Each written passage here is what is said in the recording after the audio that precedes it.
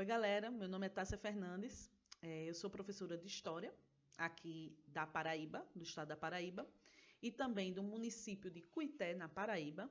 E eu estou aqui a convite do professor de vocês, Tiago Rosenberg, para falar com vocês sobre minha pesquisa, certo? Eu sou formada pela Universidade Federal do Rio Grande do Norte.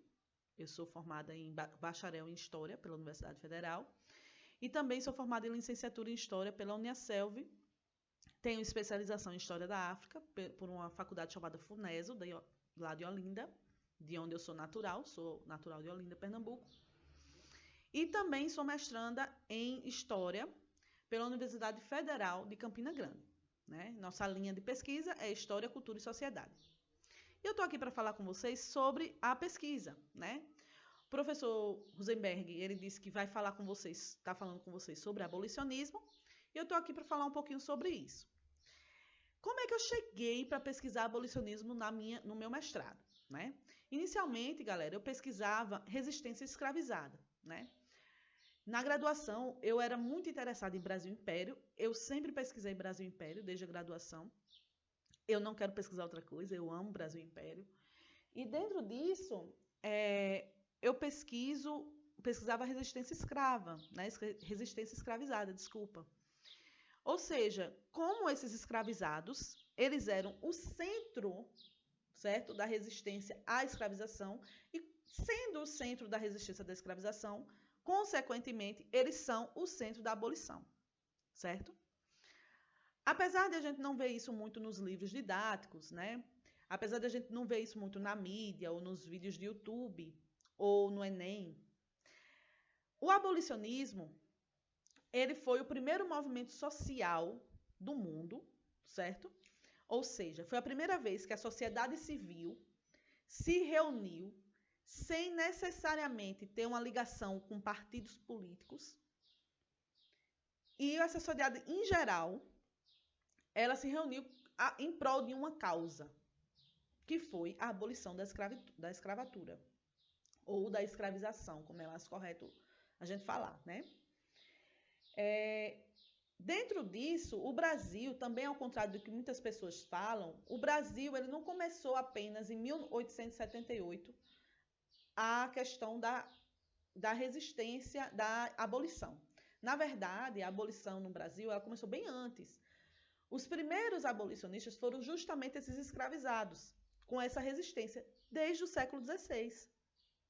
Mas dentro do movimento, né, organizado, né, da abolição, realmente a gente começa na década de 60, 1860, com os emancipacionistas. Essas pessoas, elas reivindicavam, na verdade, não exatamente uma abolição, né, um término da escravização em todo o território nacional, mas sim que esses escravizados tivessem uma via de saída, né, porque era muito difícil uma pessoa escravizada conseguir se libertar no Brasil. Era raríssimo. Porque ela precisava da anuência do senhor. O que é isso? O senhor do escravizado, ele tinha que querer libertar. Não era só ela que queria.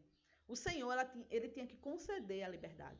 Então, a alforria, que é como a gente chama a liberdade desses escravizados, era vista como algo dado pelo senhor. A partir de 1860, várias pessoas, primeiramente na política, depois em outras esferas da nossa sociedade, elas foram atrás de uma legislação que desse uma porta de saída para esses escravizados. Por quê? O que acontece? O Brasil, desde 1831, vinha tentando acabar com o tráfico de escravizados. A primeira lei emancipacionista do Brasil, ou a primeira lei de cunho abolicionista, não era ainda, mas algumas pessoas chamam assim, do Brasil, foi a Lei Feijó, de 1831. E essas pessoas, elas tentam sair, tentam acabar com o tráfico de escravizados africanos para o Brasil. Muito pressionados pela Inglaterra, eles tentam terminar com esse tráfico. Só que essa lei ela não foi cumprida no Brasil. Ela foi uma lei chamada de lei para inglês ver, porque realmente existia uma corrupção tão grande que ela não era cumprida. E aí, em 1850, né, nós temos a Lei Eusébio de Queiroz, que é outra lei com o mesmo objeto, ou seja, uma lei que vinha também terminar com o tráfico de escravizados africanos para o Brasil. Né? Foi necessário, como a lei de 1831 não era cumprida, foi necessário fazer outra lei com o mesmo objeto, que é uma coisa difícil no direito. Né? E aí, essa sim foi cumprida, né? Essa lei de 1850 foi cumprida, e realmente o tráfico de escravizados africanos para o Brasil, ele foi acabando. Os últimos navios vindos ilegalmente para o Brasil foi em 1851, né? Não existe muitos relatos depois disso. Então, realmente deu certo. E aí, a partir daí, esses emancipacionistas começaram a ser um pouco mais presentes, né? Na década de 60, e começaram a ser um pouco mais ousados, querer que as pessoas tivessem uma saída, de fato. E aí a saída, né, seria o nascimento, ou seja, a criança não nascer mais escravizada. Porque como é que funcionava no Brasil? A mãe, quando tinha um filho, mesmo que o pai não fosse escravizado, essa criança ia ser. Porque existia no Brasil a regra do direito romano. O filho segue o ventre. Ou seja, se a mãe é escravizada, o filho vai ser escravizado. No caso de Roma, eles aplicavam essa lei com relação à cidadania romana, né? Não tinha a ver muito com escravidão, não. Mas eles pegaram isso aí e colocaram como o escravizado. Se a mãe é escravizada, o filho vai ser também, certo? E aí, dentro disso, esses emancipacionistas, eles vão lutar e vão, depois de 10 anos, conseguir a lei do ventre livre, que é a lei de 1871. Essa lei dizia que no Brasil, a partir daquela lei ali, não existiria mais filhos de escravizados, né? Pessoas nascidas de escravizados não iam ser mais considerados escravos. Eles eram considerados ingênuos. Eles já nasciam livres. E a partir disso é que começa o abolicionismo do Brasil. Não a partir de 1878, como Joaquim Nabuco, que foi um grande abolicionista, mas que concentrou nele mesmo a abolição. Ele dizia que a abolição no Brasil tinha começado em 1878, quando ele começou a ser abolicionista. Então, ele concentrava nele mesmo todo, né? Ele era o centro do universo. Então, ele concentrava nele a abolição. Mas, na verdade, já existiam outras pessoas antes dele que vinham, primeiro os emancipacionistas, depois os abolicionistas mesmo, que vinham querendo essa abolição. Dentro disso tudo, a minha pesquisa, ela centra, não nesse abolicionismo que eu estou contando para vocês apenas, mas nas mulheres dentro da abolição. Porque as mulheres, elas são invisibilizadas no Brasil, né? E quando entrei no mestrado, eu queria pesquisar abolicionismo no Recife. Eu queria pesquisar essas estratégias. Como é que essas pessoas, elas faziam essas redes de contato? Por que o juiz Ribeiro, que era um juiz que eu pesquisei na minha graduação, ele era tão aberto ao abolicionismo? Por que ele sempre, mesmo que não tivesse assim a prova definitiva de que aquele escravizado ele tinha o direito de ser libertado, mas mesmo que tivesse um mínimo de verossimilhança, ou seja, dava para passar como verdade o que o escravizado estava dizendo, o juiz Ribeiro já dava a liberdade. Então, por que eram sempre os mesmos advogados que estavam ali com aqueles escravizados? E muitas vezes uma sociedade abolicionista, que chamada Nova Emancipadora, ela ia lá e pagava o resto do dinheiro que o escravizado não tinha para se libertar. E aí eu fui vendo que era muito mais do que o escravizado pegar pela mão do advogado, ir lá e tentar a liberdade. Existia uma rede por trás. E aí eu comecei a estudar essa rede. Né? Na minha especialização, eu estudei a questão dos africanos livres, que eram escravizados, que tinham vindo depois da lei de 1831 e que, portanto, a sua escravização era ilegal. E aí eu estudei essa questão, dentro do Recife, mais precisamente dentro do Arsenal da Marinha, que era uma instituição, né, do Império que tinha lá no Recife. E aí, depois, quando eu fui para o mestrado, eu queria estudar essas estratégias, essas nuances dentro do abolicionismo. Como é que essa teia era tecida. Só que aí era muita coisa. A banca disse, você quer estudar demais, minha filha, não tem tempo de você estudar tudo isso. Então, eu diminuí. E aí, dentro disso, eu fui me interessando, né? Eu sou amiga da Lucila, que é a esposa do Tiago, ela tem um grupo feminista, né? E eu faço parte desse grupo. E a gente estudando o feminismo, eu fui dizendo, e por que estão as mulheres? E outras pessoas, inclusive a Lucila, foram dizendo, por que você não estuda as mulheres abolicionistas? Porque eu fui vendo, quando eu colocava, né? Porque eu pesquiso dentro de jornais, quando eu colocava nos jornais, muitas mulheres no meio, muitas mulheres sendo citadas. E cadê essas mulheres nos livros didáticos? Cadê essas mulheres nas pesquisas? E aí eu comecei a pesquisar essas mulheres. E aí dentro dessas mulheres, né, a minha pesquisa ela vai focar em uma sociedade de mulheres exclusiva, uma sociedade abolicionista. O que era isso, professora? Na década de 70, mas principalmente na década de 80, 1880, esses abolicionistas eles começaram a se organizar como sociedades, associações, né? E aí essas associações, o principal objetivo era o abolicionismo, né? Conseguir o abolicionismo. E elas eram inicialmente masculinas, só que depois as mulheres começaram a entrar nessas associações e elas se tornaram mistas. Muitas delas eram casadas com alguns desses homens, algumas eram filhas, né? E eles colocavam essas mulheres dentro do abolicionismo para humanizar, né, o movimento social, ou seja, para tornar ele visto como algo da família brasileira. Só que essas mulheres, elas não queriam ser apenas coadjuvantes desses homens. Então, elas começaram a fazer os seus próprios caminhos e criaram as instituições só femininas para fazer seu próprio caminho. Dentro disso, né, eu estudo a sociedade Ave Libertas, que é uma sociedade do Recife, certo?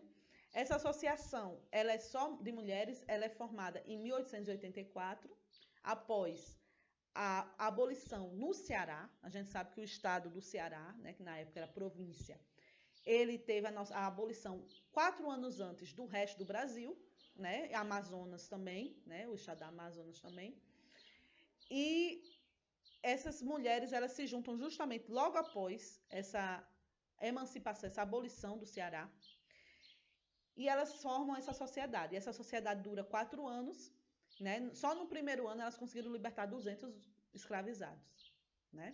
Só elas, né? Fora os outros. E aí eu estudo realmente essas estratégias dela, né? Elas participavam de vários eventos para arrecadar fundos. O principal objetivo era arrecadar dinheiro para poder libertar escravizados, comprando, né, sua alforria. Então, elas faziam principalmente eventos no Teatro Santa Isabel, né? No Brasil, o teatro ele foi muito importante para a abolição, porque em outros países, como nos Estados Unidos, os abolicionistas usavam a via da religião, né? Eles usavam a igreja como parceira para essa abolição, né?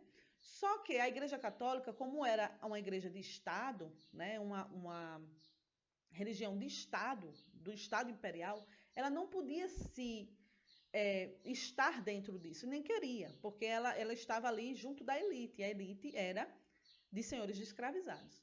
Então, eles não podiam ir para a via da religião, então eles iam para a via da arte. Então, no Brasil, o teatro, a arte, né, cênica, ela foi super importante para o abolicionismo. E essas mulheres, elas estavam tanto como cantoras e atrizes. As cantoras e atrizes brasileiras, muitas delas eram abolicionistas, como elas estavam como organizadoras desses espetáculos, que era a questão da sociedade Ave Libertas. Então, essa era a parte legalizada. E agora eu estou, no meio da minha pesquisa, eu estou chegando num ponto de ver a parte ilegal dessas mulheres dentro da abolição. Porque a partir de 1884, quando elas fundaram a sua Sociedade Ave Libertas, foi justamente quando o movimento abolicionista no Brasil se radicalizou. E essas pessoas começaram não mais a ver só essas vias legais, mas cada vez mais as vias ilegais. Como o Ceará já era livre, né? O que é que as pessoas faziam? Fugas desses escravizados para o Ceará em massa. Inicialmente se pensou que as mulheres não participavam disso, inclusive se dizia que elas tinham feito suas sociedades justamente para não participar dessa parte perigosa, dessa parte ilegal, porque as mulheres, né, alecrins dourados, não queriam participar disso. Mas na verdade, dentro da minha pesquisa, eu já achei várias indicações em jornais de que elas sim participavam. E essas mulheres da Sociedade Afro-Libertas, inclusive sua líder, que é Leonor Porto, né? Ela era uma mulher que ela era costureira, né? Modista, como se dizia na época, e ela participava como? Ela vestia meninos, né? Assim, de 12, 13, 14 anos, escravizados. Ela vestia eles de meninas, de mulher, né? E ela ajudava eles a fugir, assim, vestidos, para o Ceará, por barco. Então, assim, essas mulheres sim participaram. Outra mulher dentro dessa sociedade, que é Odila Pompilho, ela simplesmente vendeu todas as suas joias. Ela era da elite, né? Leonor não era da elite, mas Odila era. E Odila tinha dinheiro. E ela simplesmente pegou todas as suas joias e vendeu para pagar as fugas desses escravizados.